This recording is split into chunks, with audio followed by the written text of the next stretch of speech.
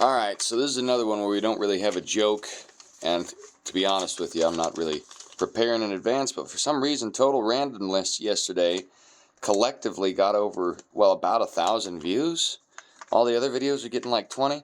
This is why I don't even try with YouTube, because it's all so subjective. It's a game of heads I win, tails you lose, so I don't see why anybody plays ball with these people. What's happened is a bunch of folks have decided that since YouTube picked them, that if they follow along, they'll get their brownies, but they're not. They're just going to be there until YouTube decides to axe them. YouTube's trying to be like a stupid TV studio out of the 20th century. What are you going to do? Well, I'll tell you what I'm going to do. I'm going to fold some paper for anywhere from 5 to 20 minutes, and I'm going to talk about shenanigans defining the world we live in and what we can do about them, but mostly just the shenanigans themselves. I'll say first and foremost, here's spoiler alert, here's what's going on. There is a God. He created the world, and we all have a destiny that he designed, and it is a he. It's not a woman. Women who think God's a woman, men who think God's a woman, well, you're wrong, and you know it, or you wouldn't be so emotional and stupid about it. There is sex. Sex is great. God made sex to be enjoyed. Orgasms designed by God, but that was designed for proper context. It was designed for a marriage between two people. And there are people in heaven who were polygamous. Yeah, in the Old Testament, David was, he had all kinds of wives. So did Abraham, so did Jacob. Those things weren't condoned because they happened. They did happen. So a lot of times what people do is they try to pretend like because the patriarchs did that, it's okay. Well, Mormons, they're following that train of thought. But C.S. Lewis really pointed out the turd in the punch bowl here. Men and women being promiscuous, there's a degree of considerability here. A promiscuous dude who sleeps with all the women he wanted to, I mean, he could populate a whole baseball team. That's basically how C.S. Lewis put it, and he's right. Whereas a woman's not going to be able to populate that. She's going to have more of a limit based on, 9-month gestation, etc. So really, monogamy is more of a protection on the woman than it is. I mean, if it were up to guys, we'd go around. I seriously wonder, based on, I lost out a little spit there.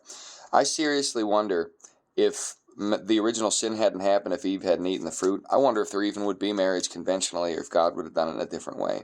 I wonder what childbirth would have been like in that halcyon universe. Who knows? We're not there. We're not there now. Where are we now? We're in 2023. 2023 AD, Anno Domini. Isn't that interesting that AD, Anno Domini, and BC before Christ, they linchpin around the same year as BC and BCE? Isn't that interesting? Why is that the same year? Why is Common Era and before Common Era? Why is the year that delineates that the birth of Christ? Doesn't that make you a little suspicious? I mean, it should, because what does it indicate? What does it indicate?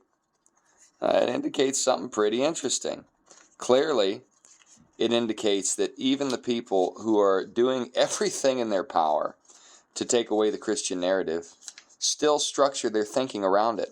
Any absolute at all requires Judeo-Christian thought. Consider, for example, the new Chat GPT, okay? If you ask it if there are absolutes, it'll give you some stupid answer about how you can't define absolutes. And then you say, well, is that true? And it'll say, well, I think it's true. It can't give you a straight answer, not because it's gay, which it is, but because the globalist, leftist, Luciferian perspective absolutely relies on the idea that there is nothing absolute. That is an absolute requirement, ironically. That's moral relativism. Moral relativism is a con. It can't work. It doesn't work because it can't work. It's that simple. There's no ifs, ands, or buts about it. It can't work because without an absolute, a truth, an axiom, there's no way to define anything. There's no way to know anything. If you can't know or define anything, what are you doing? What are you doing? That's what the Ray Romano DVD we had when I was a kid. Just a few years ago. Time is not something I'm a fan of. Anyway, the world we live in is defined by absolutes, axioms, and truths. Full stop. If it weren't for that, you couldn't know or do anything or think anything. So those who play this game where they pretend there is no God are playing a game where they pretend there is no God. They're not doing something A, in good faith, or B, with any sort of intellectual honesty. For there to be a universe with absolutes and rules that define how the universe functions behind the scenes requires a designer, an orchestrator. It requires a conductor, and indeed there is one. But the conductor is also no prude. God isn't in heaven with a big old white beard and a polo shirt wondering what you're going to do for lunch today. He already knows what you're going to do. He created all the things that we define as pleasurable, and he created them with an absolute purpose and design behind them. Unlike what I'm doing. See, this paper couldn't fold itself. Now, what am I folding? I don't know. I'm making it up as I go along so I can do this video and dunk on the New World Order a little bit. What will it ultimately become? I don't know.